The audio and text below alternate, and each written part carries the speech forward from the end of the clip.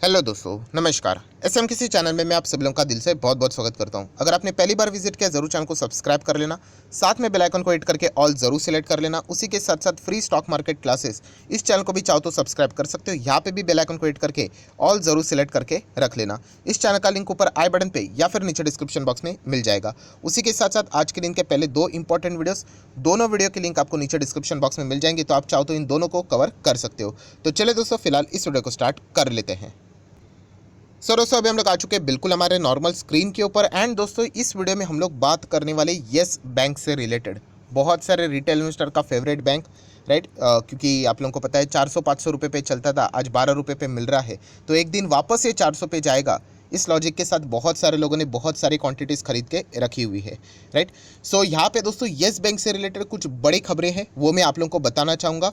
And देखा गया तो बहुत सारी चीज़ें आप लोगों को सीखने को मिलने वाली है। इनफैक्ट मैंने देखा भी था बहुत सारे कमेंट सेक्शन में अलग अलग टाइप के रिक्वेस्ट भी आती थी, क्योंकि येस बैंक की जब भी खबर आती थी तो कुछ हम लोग को नाम देखने को मिलते थे, जैसे कि ARC, asset reconstruction company, right. इससे रिलेटेड मतलब एग्जैक्टली ये क्या चीज़ें चल रही है, तो बहुत सारे लोग कमेंट सेक्शन में पूछते थे। तो चलिए फाइनली टाइम आ चुका है, आप लोगों को जितनी भी क्लैरिटी है दोस्तों इस वीडियो के साथ यहाँ पे सब कुछ मिल जाएगी। तो दोस्तों अभी हम लोग आ चुके हैं बिल्कुल हमारे नॉर्मल स्क्रीन के ऊपर। सबसे पहले मैं आप लोगों को पहले डिस्क्लेमर दे दूं। डिस्क्लेमर क्या है कि आपका ध्यान कंप्लीटली इस वीडियो के ऊपर होना चाहिए। अगर एक सेकंड के लिए भी आपका ध्यान इधर उधर चला गया तो आपको कुछ भी समझ में नहीं आएगा। तो इसलिए कहना चाहूँगा पूरे फोकस के साथ इन चीज़ों को देखिए, क्योंकि प्रेजेंटेशन खराब रहेगा बट जो कंटेंट है वो बहुत ही इंपॉर्टेंट है, क्योंकि डायरेक्टली मैं टॉपिक को टच नहीं कर सकता वरना आपको कुछ समझेगा भी नहीं, राइट। तो देखिए मैं पहले ही कहना चाहूँगा दोस्तों, मैं बहुत ही रफ एग्जाम्पल के साथ यहाँ पे चीज़ें बोलने वाला हूँ, एग्जैक्टली डिट्टो चीज़ों को कॉपी करके नहीं बोलने वाला हूँ, राइट। तो कोई फाइनेंस बैकग्राउंड का रहेगा तो उनके लिए ये डिस्क्लेमर था, तो थोड़ा समझ लेना, ठीक है। हमें आसान भाषा में रिटेल इन्वेस्टर को समझाना है। तो देखिए दोस्तों, सबसे पहले मैं आपको बताना चाहूँगा, देखिए येस बैंक का सबसे बड़ा प्रॉब्लम क्या है, हर किसी को पता है, नॉन परफॉर्मिंग असेट, NPA। अभी कोई बहुत ही नई व्यक्ति है तो उसको NPA भी नहीं पता है, तो मैं रफ भाषा में आप लोगों को बताना चाहूँगा कि NPA मतलब क्या। फॉर एग्जाम्पल अगर कोई एक है व्यक्ति, मिस्टर एक्स पकड़ लेना, मिस्टर एक्स, राइट, वो आपका दोस्त है करके पकड़ लेना, राइट। उसने आपसे 10,000 मांगे थे, आपने उसको दे दिया 10,000, उसने कहा कि एक हफ्ते के बाद लौटा दूंगा, ठीक है। एंड उसने वो पैसा ले लिया। अभी एक हफ्ता हो गया, 10,000 दिखाए मतलब आने चाहिए थे, पैसा आया ही नहीं। 2 हफ्ता हो गया, एक महीना हो गया, बोला था 10,000 दिए थे, वापस 10,000 दे देना एक हफ्ते के अंदर अंदर, ऐसा बोला बट पैसा ही नहीं आ रहा। 1 महीना हो गया, 2 महीना हो गया, अभी 3 महीना हो गया, फिर भी मिस्टर एक्स यहाँ पे पैसा ही नहीं दे रहा है। आपका दोस्त है, 10,000 रुपये दिए थे आपने, कुछ तकलीफ थी इसीलिए दिया था, अभी पैसा ही नहीं दे रहा है वापस। सो दोस्तों ऐसे पैसे को यहाँ पे बोला जाता है NPA। 3 महीना हो गया, अभी 90 दिन हो गया। NPA मतलब कि आप मान के चलो, अभी यूजुअली मान के चलो कि अभी यह हमें लटकाने वाला है, ये कोई पैसा देने वाला है नहीं। 10,000 दिया था ये सोच के कि देगा करके, एक हफ्ते के अंदर 3 महीना हो गया, नहीं तो हम लोग उसको क्या बोलेंगे, NPA, राइट। सो दोस्तों यहाँ पे अगर हम लोग बात करें बैंक की, अभी येस बैंक क्या है, बैंक है, इसका काम क्या है, इसका काम भी तो लोन का ही है।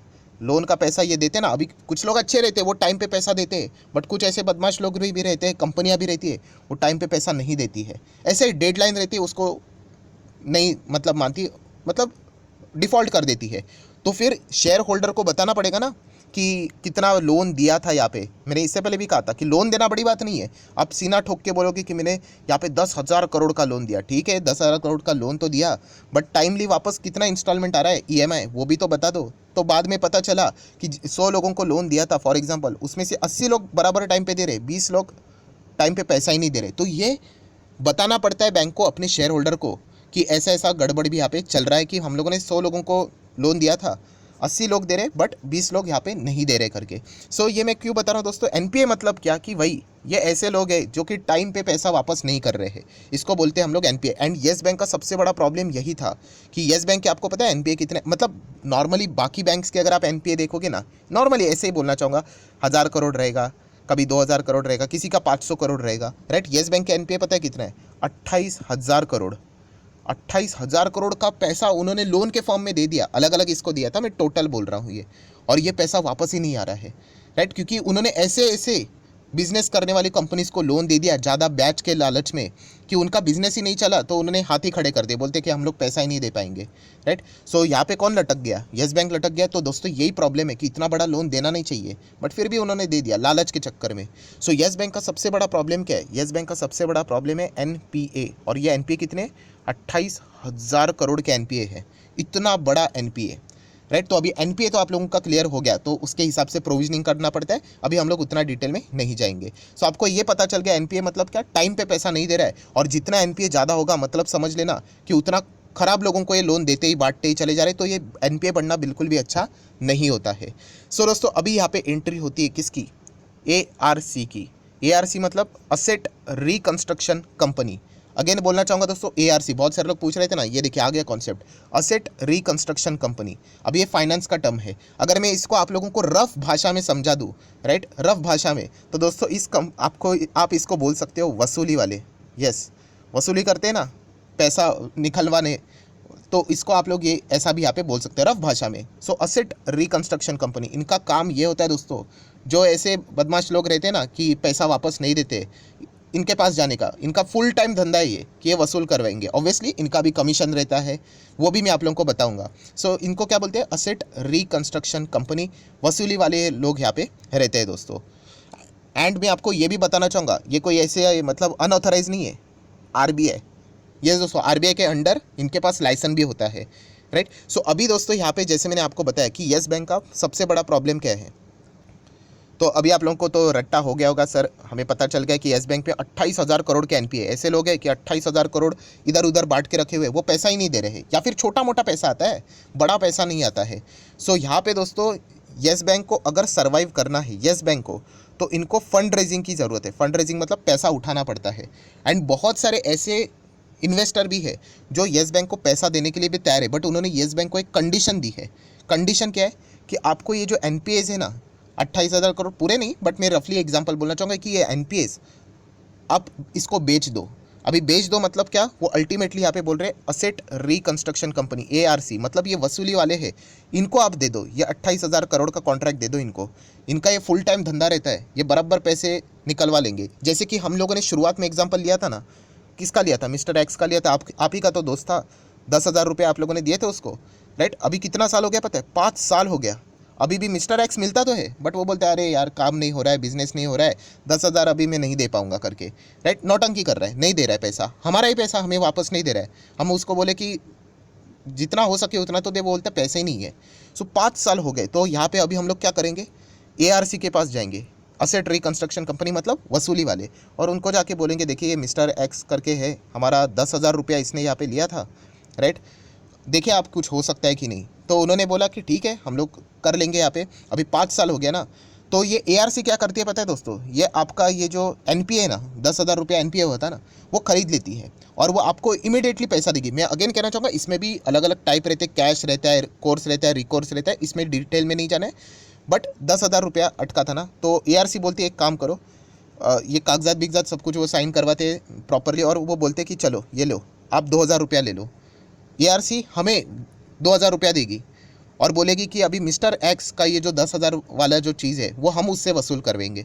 सो अभी हम लोग बोलेंगे सिर्फ 2,000 क्यों, तो वो बोलेंगे ऑब्वियसली 5 साल हुआ, 2 रुपया तक फूटी कौड़ी नहीं दे रहा है, जितना मिल रहा है 2,000 तो हम लोग आपको दे रहे हैं, ये ले लो और भूल जाइए अभी ऐसा कुछ मिस्टर एक्स था, वो अभी हमारा कॉन्ट्रैक्ट हो गया।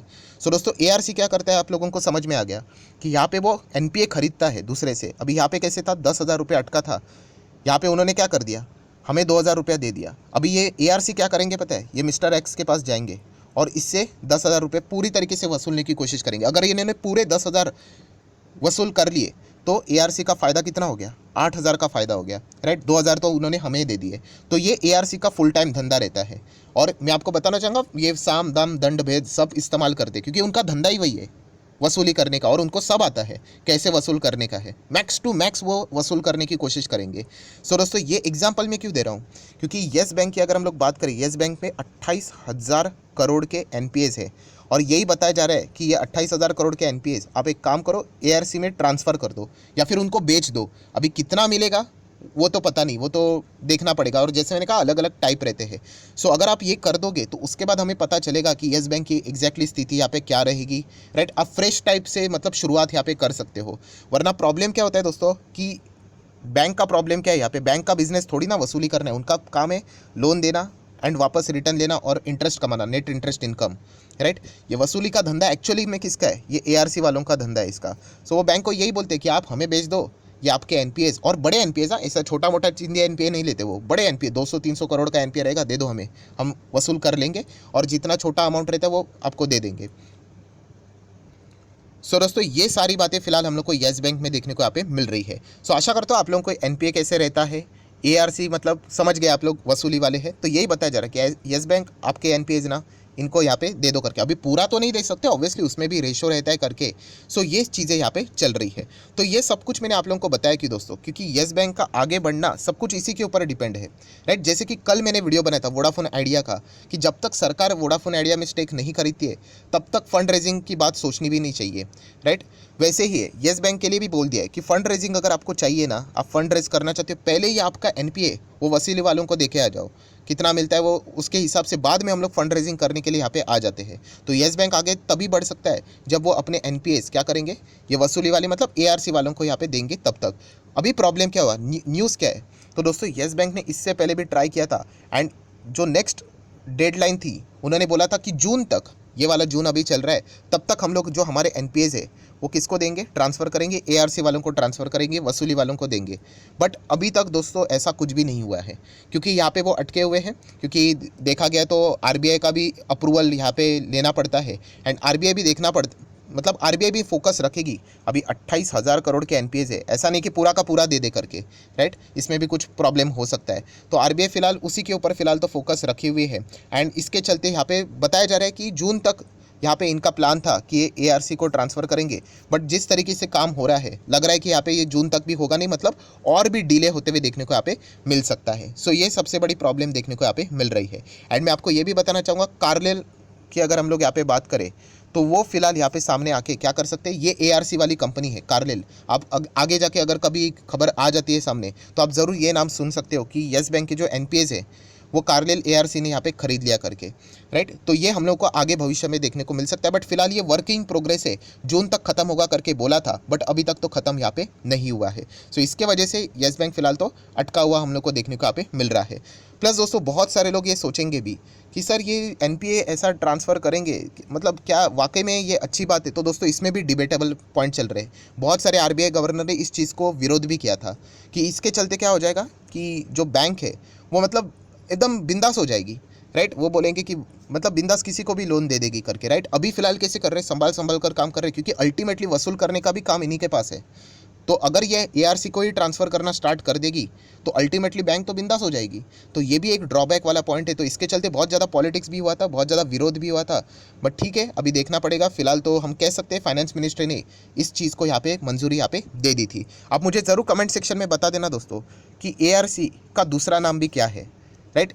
डैश डैश बैंक करके भी इसको यहाँ पे बोला जाता है। तो सिंपल है, वैसे तो मैंने इसके ऊपर भी वीडियो बनाया था, तो ज़रूर यहाँ पे बना देना, क्योंकि अगर हम लोग बात करें पूरे भारत में लगभग 2 से 2.5 लाख करोड़ के आसपास के एनपीएस देखने को मिलते हैं पूरे में। सिर्फ येस बैंक की नहीं बात कर रहा हूँ, पूरे बैंक की बात कर रहा हूँ। तो डेफिनेटली एआरसी फॉर्म करने से रिलेटेड भी फाइनेंस मिनिस्ट्री ने यहाँ पे इससे रिलेटेड मंजूरी भी यहाँ पे दी थी, तो थोड़ा उससे रिलेटेड भी बवाल हुआ था। सो येस बैंक से रिलेटेड जो मेन प्रॉब्लम है वो मैंने आप लोगों को यहाँ पे बता दिया। अभी देखना पड़ेगा कि ये अपना जो एनपीए है, जो पैसा नहीं आ रहा है, जो नौटंकी कर रहे हैं, 28,000 करोड़ तक अटका हुआ पैसा है, वो कब यहाँ पे इन वसूली वालों को देते हैं, एआरसी वालों को देते हैं, वो देखना बाकी है। एंड जब ये करेंगे तब जाके हम कह सकते हैं इनके लिए एक उम्मीद की किरण जगेगी, क्योंकि तब जाके फंड रेजिंग का कोई ना कोई प्लान बन सकता है। उसके पहले फंड रेजिंग वाले बिल्कुल भी नहीं आएंगे। एक बार आप ट्रांसफ़र करो, कितना मिलता है वो देखो, निगोशिएशन करो, उसके बाद फंड रेजिंग वाले आएंगे। सो ये आज के दिन हम लोग को ब्रेकिंग न्यूज़ यही समझ में आई कि जून तक उन्होंने बोला था कि करेंगे करके, बट अभी तक तो ऐसा कोई भी चीज़ यहाँ पे होते हुए तो देखने को फिलहाल तो नहीं मिल रहा है।